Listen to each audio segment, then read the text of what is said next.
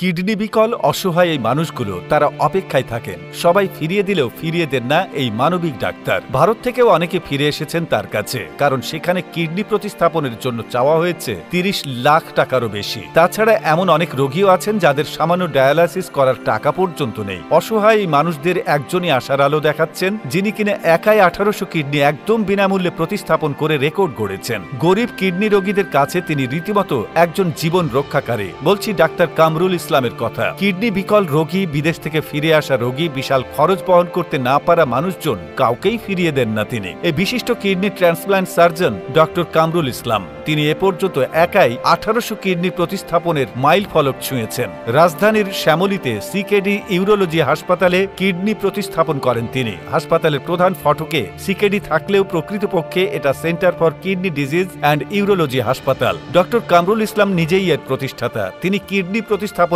জন্য রোগীদের কাছ থেকে কোনো ফি নেন না। এই কাজটা তিনি বিনামূল্যেই করে থাকেন, ফলে অনেক অল্প খরচে মানুষ কিডনি প্রতিস্থাপনের সেবা নিতে পারছেন। কামরুল হাসান এই কাজটা বিনামূল্যে করেন মানুষ হিসেবে, মানুষের প্রতি দায়িত্ব পালন হিসেবে। তিনি মনে করেন এই জ্ঞান আল্লাহ তাকে দিয়েছেন, আর তা তিনি মানুষের সেবায় কাজে লাগাচ্ছেন। এর আগে ২০২৩ সাল পর্যন্ত ১৫০০ কিডনি প্রতিস্থাপন করেছিলেন তিনি। প্রথম ১০০০ কিডনি প্রতিস্থাপনে এই সার্জনের ১৪ বছর সময় লাগলেও পরবর্তী ২৪ মাসে সফলতার সাথে ৫০০ কিডনি প্রতিস্থাপন করে ফেলেন।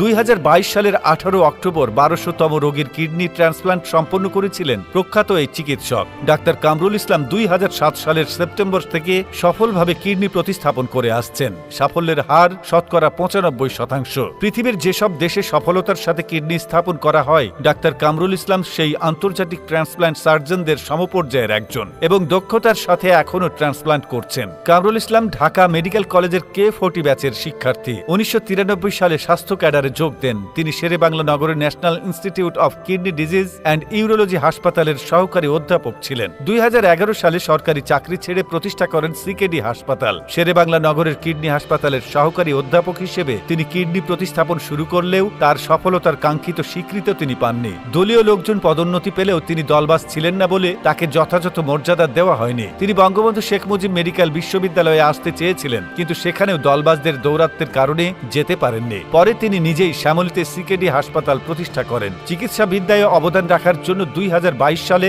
ডক্টর কামরুল ইসলামকে স্বাধীনতা পদক প্রদান করা হয়। এখন ডাক্তার কামরুল ইসলাম কম খরচ আর বেশি সময় নিয়ে সেবা দিয়ে যাচ্ছেন। পৃথিবীর সব ডাক্তার চিকিৎসা দেন না, কোনো ডাক্তার মানসিক ভরসা দেন, আর ডাক্তার কামরুল ইসলাম চিকিৎসা এবং রোগীকে মানসিক ভরসা দুটোই সমানভাবে দিচ্ছেন। দেশের সব চিকিৎসকও যদি ডাক্তার কামরুল ইসলামের মতো অন্তত দরিদ্র মানুষগুলোর সেবায় এগিয়ে আসতেন, তাহলে আজ হয়তো আমাদের দেশটাই বদলে যেত। তাই আমাদের পেজের পক্ষ থেকে ডাক্তার কামরুল ইসলামকে সালাম জানাই।